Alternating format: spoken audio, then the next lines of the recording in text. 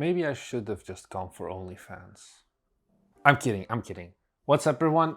I'm Marnix, I'm the creative director here at Bite Me Games, and up until a few weeks ago I also had another job, which I've quit now.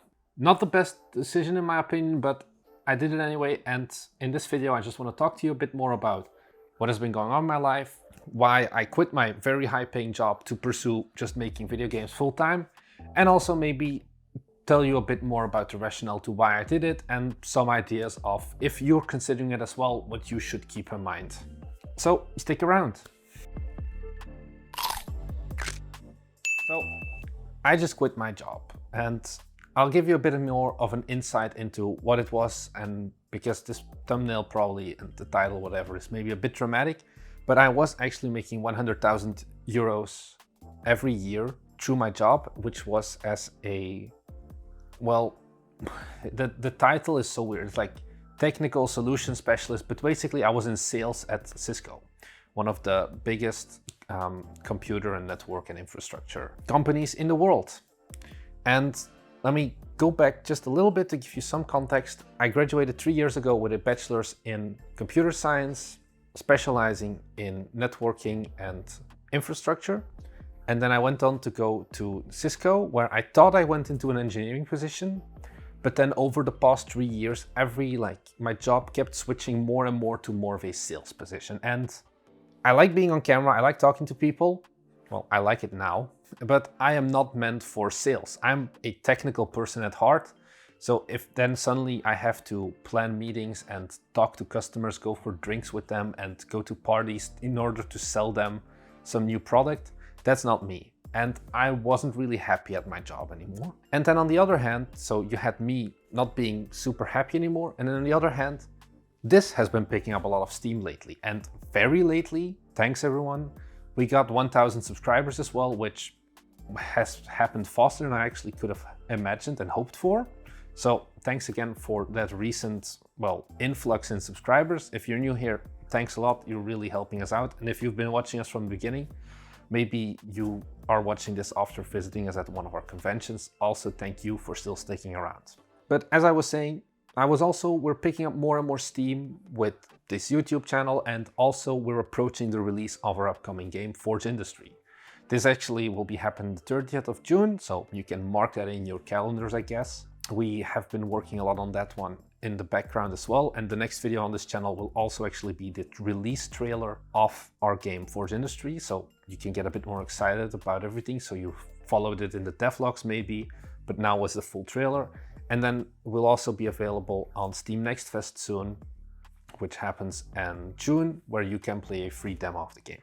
And this is taking up a lot of my time at this point. So now we're in January, February, and I'm working more and more on our game Forge Industry, and I'm looking also past Forge Industry. I'm looking at where do I want to be in the future.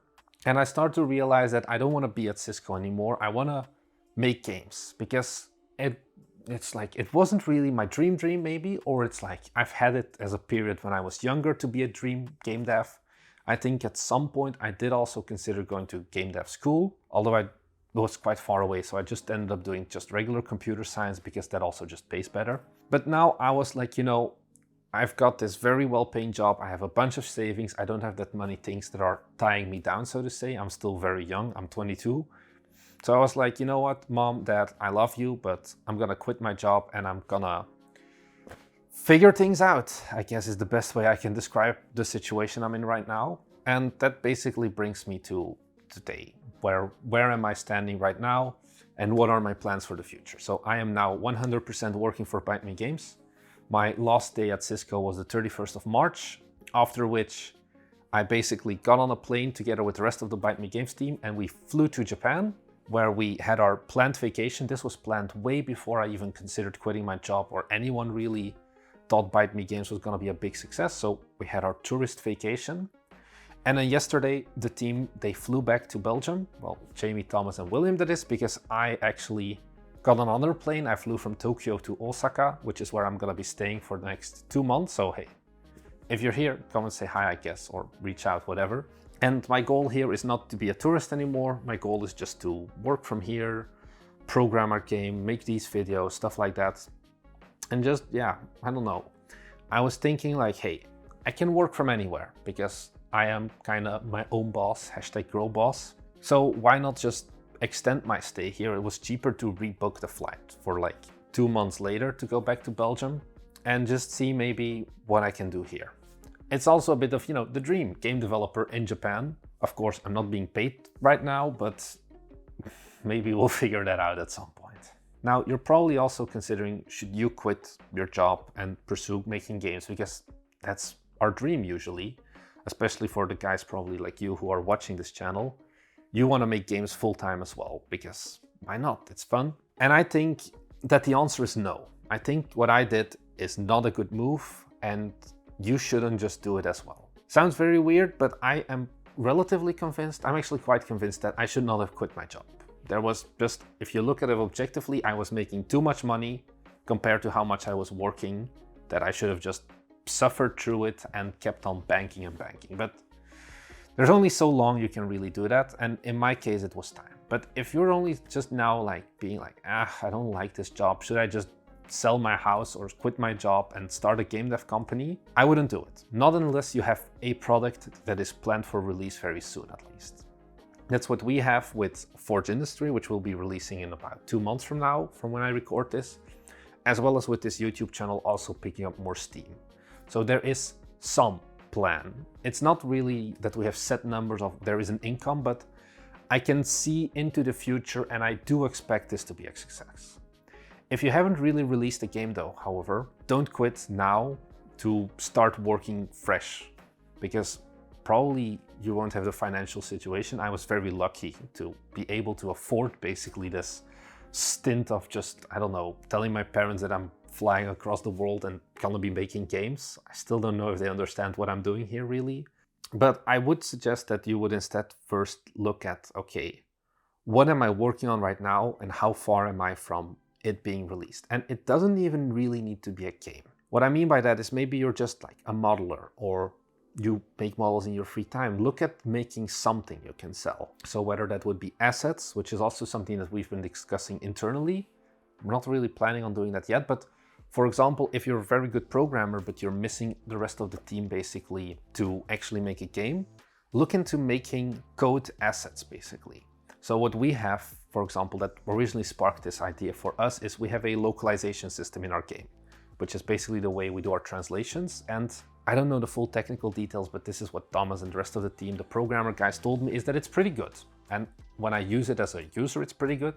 And there were some internal thoughts of, hey, maybe we can like polish this up and give the UI a bit of a better look and feel and everything.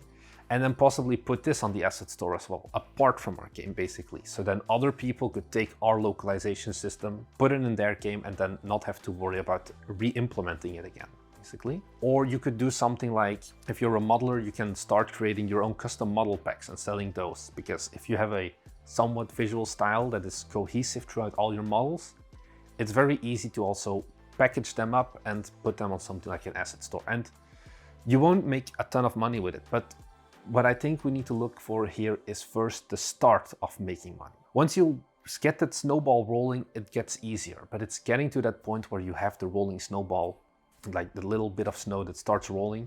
That is the hard part. And if you don't see that one coming yet, you don't really see that one coming if you're honest with yourself, then I would not quit my job. And there are some other things that I want to do in the future that I'll be briefing you guys on, because I won't be working on just Forge Industry and this YouTube channel while I'm here. We'll also be working on our next game, which I won't be telling you too much about yet, but I don't really want to work on it yet, but we have to because we want to go for funding from the government. So Belgium has a very good game grant system where any Belgian game developer can apply to the Belgian government or the Flanders government, I guess, which is like the Dutch-speaking part of Belgium, and they will fund part of your game. So what this means is they give you a loan that you don't need to pay back. If you can pay it back, great. If you can't, well, too bad for them, but they won't, like, no hard feeling. And we want to, for our next game, we want to enroll in that as well, because it is a pretty substantial amount of money, but you need to write basically, it's kind of like a game design document, but then a bit more of a presenting your game to someone else, like a publisher, but instead of a publisher, we don't have a publisher, we would have the Belgian government or the Flanders government. But that's a pretty hefty document and everything already needs to be thought out. So that's also something I need to be making here. But if we get accepted by that, that would mean that our money problems would be solved for quite some time. So that's also something that you can look into. Are there grants that you offer?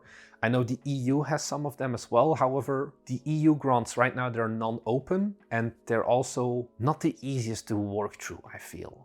I've looked into them before, but maybe your local country has some extra support, some incubator programs. I know it's getting more and more of a thing in especially Europe at least, and probably also in certain states in the US and whatever. You can probably also find something.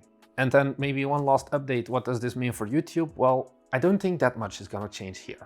So I'm still gonna be uploading 2 videos a week. I think this is a good balance between providing you with a lot of content, and I do my best to make it as interesting as possible. Maybe this one is a bit more of a whatever.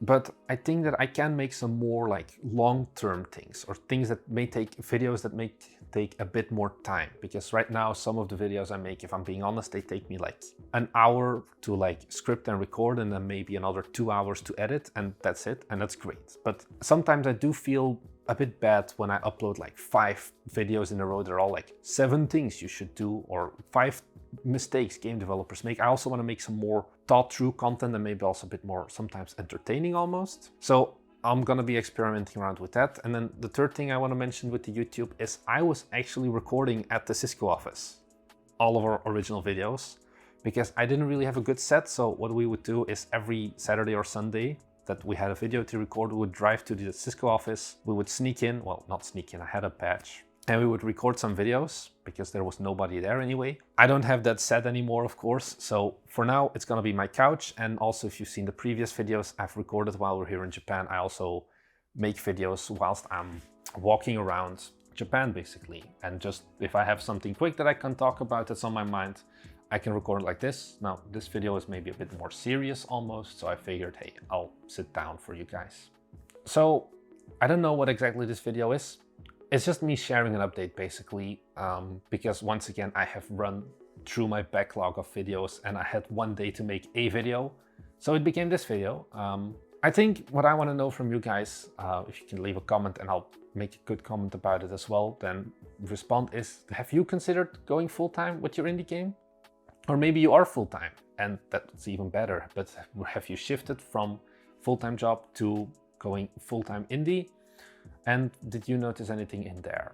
I think summarizing this video, don't quit your job. Don't be like me, unless you really have work. If you're gonna quit your job anyway, fine, then you can shift to game development. But in generally, I wouldn't recommend going full-time for your game immediately, especially if you don't really have any lookout on a publisher, for example, who can fund you, or when you will actually be releasing and what you'll be releasing. There'll be some stuff coming up here at Bite Me Games that's gonna be really cool as well.